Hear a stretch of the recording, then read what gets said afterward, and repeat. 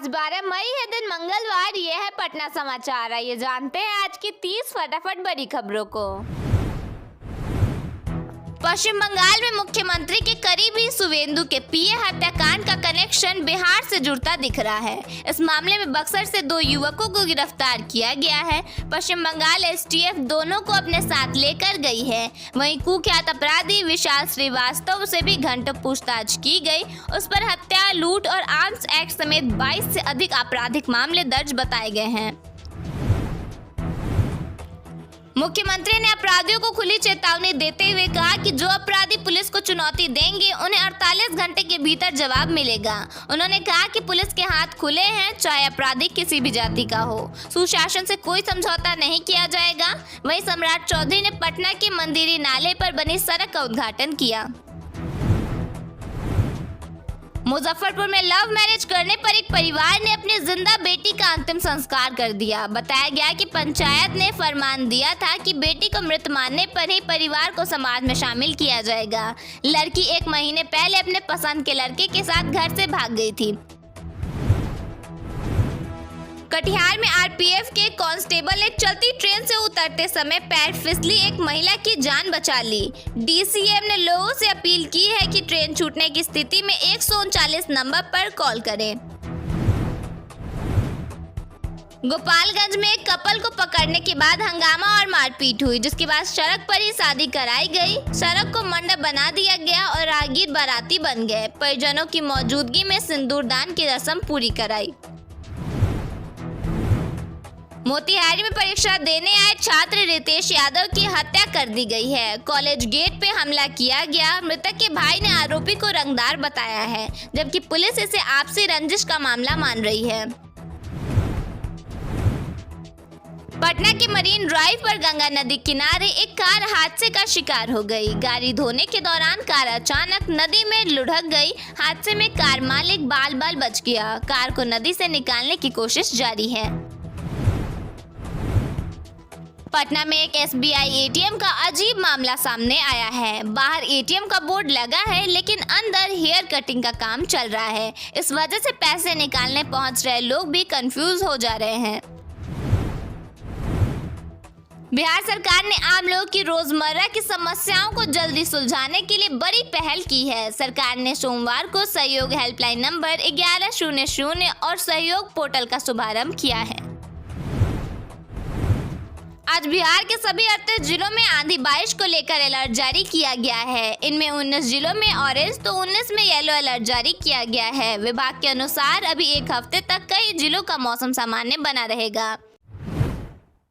बिहार सरकार ने लोगों की रोज की परेशानियों को जल्दी सुलझाने के लिए सहयोग हेल्पलाइन नंबर 1100 और सहयोग पोर्टल शुरू किया है। अब बिहार का कोई भी आदमी घर बैठे फोन या पोर्टल के जरिए अपनी शिकायत दर्ज करा सकते हैं। सरकार का कहना है कि शिकायत का समाधान 30 दिनों के अंदर किया जाएगा। अब लोगों को सड़क, बिजली, पानी, राशन, पेंशन, जमीन या सरकारी योजनाओं से जुड़ी परेशानियों के लिए सरकारी दफ्तरों के बार-बार चक्कर नहीं लगाने पड़ेंगे। यह हेल्पलाइन रोज सुबह 8 बजे से शाम 8 बजे तक काम करेगी। बिहार में जमीन खरीदने वालों के लिए नई व्यवस्था शुरू होने जा रही है। अब रजिस्ट्री से पहले खरीदार को जमीन की पूरी जानकारी मिलेगी। 13 जरूरी दस्तावेज ऑनलाइन जमा करने के बाद सीओ जांच करेंगे। इससे विवाद, फर्जीवाड़ा और गलत सौदों पर रोक लगेगी।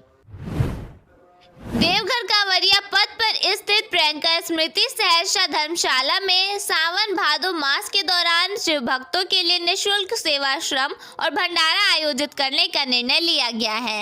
रविवार को हुई बैठक में कांवरियों के लिए निःशुल्क भोजन, चिकित्सा, आवास और फलाहार जैसी तमाम सुविधाएं जन सहयोग से उपलब्ध कराने की रूपरेखा तैयार की गई।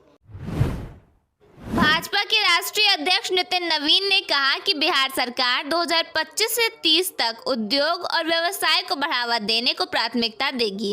इसके लिए राज्य के सभी जिलों में लैंड बैंक विकसित किए जा रहे हैं और औद्योगिक नीतियों में सुधार लगातार जारी किया जा रहा है। राजधानी वासियों को जल्दी एडवेंचर और प्रकृति का अनोखा अनुभव मिलने वाला है। पटना जू में राज्य का पहला ट्री टॉप वॉकवे बनाया जाएगा। करीब 2 करोड़ रुपए की लागत से बनने वाली इस परियोजना के लिए केंद्रीय चिड़ियाघर प्राधिकरण दिल्ली को एनओसी के लिए प्रस्ताव भेजा गया है। जू प्रशासन के अनुसार जून तक अनुमति मिलने के बाद जुलाई से निर्माण कार्य शुरू कर दिया जाएगा। वहीं दिसंबर तक निर्माण पूरा होने के बाद पर्यटक इसका आनंद ले सकेंगे। पटना के विकास को नई दिशा देने के लिए सम्राट चौधरी ने विजन सामने रखा है। गंगा के दोनों किनारों पर शहर का विस्तार होगा। 67,000 एकड़ में नया पाटलिपुत्र टाउनशिप बनाया जाएगा। सोनपुर में हरिहरनाथ टाउनशिप, वाटर मेट्रो और नई सड़कों के जरिए राजधानी की तस्वीर बदलने की तैयारी है।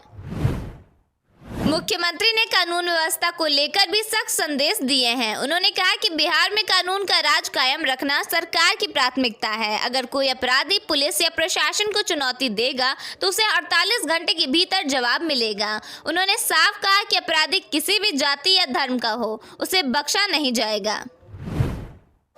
पटना शहर में जल जमाव की समस्या को लेकर भी मुख्यमंत्री ने चिंता जताई। उन्होंने नालों की नियमित सफाई पर विशेष ध्यान देने का निर्देश दिया है ताकि बारिश के दौरान लोगों को परेशानी न हो। इसके साथ ही पटना मेट्रो परियोजना को तेजी से आगे बढ़ाने की बात कही गई है। सम्राट चौधरी ने यह भी बताया कि गंगा नदी में करीब 1.5 महीने के भीतर वाटर मेट्रो सेवा शुरू करने की तैयारी है। बिहार में जनता की शिकायतों के त्वरित समाधान के लिए सम्राट चौधरी सरकार ने सहयोग पोर्टल हेल्पलाइन 1100 और पंचायत स्तर पर सहयोग शिविर की शुरुआत की है। मुख्यमंत्री ने साफ कहा है कि अब शिकायतों को पेंडिंग रखने वाले अधिकारियों पर सख्त कार्रवाई होगी। आरा नगर में पीएनजी कनेक्शन नहीं मिलने से आम उपभोक्ताओं की परेशानी बढ़ गई है। एक और गैस सिलेंडर की किल्लत है तो दूसरी ओर कालाबाजारी में 1500 रुपए तक में सिलेंडर बेचे जा रहे हैं। स्थानीय लोगों का आरोप है कि फिलहाल सिर्फ अधिकारियों के घरों में ही पीएनजी कनेक्शन दिया जा रहा है। सामान्य उपभोक्ता महीनों से इंतजार कर रहे हैं। कई घरों के पास तक पाइपलाइन पहुंच चुकी है लेकिन फिर भी कनेक्शन नहीं मिल रहा। नेता प्रतिपक्ष तेजस्वी यादव ने अपने एक्स हैंडल पर एक वीडियो साझा कर बीजेपी विधायक पर गंभीर आरोप लगाए हैं। तेजस्वी ने दावा किया कि बीजेपी विधायक अपने समर्थकों के साथ एक आम आदमी के घर में घुसे, मारपीट की और कानून व्यवस्था की खुलेआम धज्जियां उड़ाई। इस वीडियो के जरिए उन्होंने मुख्यमंत्री सम्राट चौधरी से सवाल किया कि क्या इस मामले में कोई कार्रवाई होगी या नहीं। सहरसा के कचहरी चौक पर भाकपा माले और आरवाईए कार्यकर्ताओं ने टीआरई 4 अभ्यर्थियों पर हुए लाठीचार्ज के विरोध में मुख्यमंत्री सम्राट चौधरी का पुतला फूका और सरकार विरोधी नारेबाजी भी की। माले नेताओं ने इसे युवाओं के लोकतांत्रिक अधिकारों पर हमला बताते हुए तत्काल रिक्त पदों पर बहाली और दोषी पुलिस कर्मियों पर कार्रवाई की मांग की है। विकासशील इंसान पार्टी के संस्थापक मुकेश सहनी ने एनडीए सरकार पर परिवारवाद और छात्रों पर लाठीचार्ज को लेकर हमला बोला। उन्होंने कहा कि जो लोग चुनाव के दौरान 1 करोड़ लोगों को नौकरी और रोजगार देने की बात करते थे, आज नौकरी मांगने वालों पर लाठी चलवा रहे हैं। बक्सर के चौसा स्थित महर्षि च्यवन की तपोस्थली और महादेवा घाट को ग्रामीण पर्यटन स्थल के रूप में विकसित करने की योजना 4 साल बाद भी अधूरी है। मनरेगा के तहत बनाई गई 9 गृह वाटिका और घाट सौंदर्यीकरण परियोजना फाइलों में ही सिमट कर रह गई हैं, जिससे स्थानीय लोगों में नाराजगी है। वैशाली जिले के सहदेई बुजुर्ग प्रखंड क्षेत्र में अखंड अष्टयाम यज्ञ को लेकर भव्य कलश शोभा यात्रा निकाली गई। 501 श्रद्धालुओं ने गंगा जल भरकर जयकारों के साथ करीब 10 किलोमीटर की यात्रा पूरी की। बिहार कांग्रेस प्रभारी कृष्णा अलावरू ने प्रधानमंत्री नरेंद्र मोदी की 7 अपीलों पर तीखा हमला बोला है। पटना पहुंचने के बाद उन्होंने कहा कि महंगाई, पेट्रोल डीजल की बढ़ती कीमतों और आर्थिक बोझ के लिए सरकार जिम्मेदार है, न कि आम जनता। कृष्णा अलावरू ने कहा कि प्रधानमंत्री का काम है देश की जनता का ध्यान रखना। आज अगर महंगाई बढ़ रही है, पेट्रोल डीजल का दाम बढ़ रहा है तो सरकार की जिम्मेदारी है कि जनता को जवाब दे। ये कोई मतलब नहीं है कि खर्च कम करे। आखिर भाजपा के प्रधानमंत्री, गृह मंत्री, मुख्यमंत्री में से कितने के परिवार वाले खर्च कम कर रहे हैं? ये लोग तो बस बैठे बैठे जेब भर रहे हैं। दिल्ली के पूर्व मुख्यमंत्री अरविंद केजरीवाल ने अर्थव्यवस्था को लेकर पीएम मोदी की अपील पर सवाल खड़े किए हैं। उन्होंने एक्स पर लिखा, प्रधानमंत्री ने देश के सभी नागरिकों को सलाह दी है कि वे खाने पीने, यात्रा और सैर सपाटे पर होने वाले खर्च में कटौती करें, यहाँ तक कि सोने और अन्य कीमती चीजों की खरीद में भी कमी लाएं। केजरीवाल ने सवाल किया, क्या यह आर्थिक इमरजेंसी की आहट है? क्या देश भारी आर्थिक संकट में फंस गया है? ऐसा तो देश में पहले कभी नहीं हुआ। प्रधानमंत्री को देश के सामने सच्चाई स्पष्ट रूप से रखनी चाहिए कि आखिर देश की अर्थव्यवस्था की वास्तविक स्थिति क्या है। राहुल गांधी ने भी एक्स पर लिखा, मोदी जी ने कल जनता से त्याग मांगे, सोना मत खरीदो, विदेश मत जाओ, पेट्रोल कम जलाओ, खाद और खाने का तेल कम इस्तेमाल करो, मेट्रो में चलो, घर से काम करो। ये उपदेश नहीं कि ये नाकामी के सबूत हैं। उन्होंने लिखा, 12 साल में देश को इस मुकाम पर ला दिया गया है कि जनता को बताना पड़ रहा है क्या खरीदें, क्या न खरीदें, कहाँ जाएं, कहाँ न जाएं। हर बार जिम्मेदारी जनता पर डाल देते हैं ताकि खुद जवाबदेही से बच निकलें। देश चलाना अब कॉम्प्रोमाइज पीएम के बस की बात नहीं है।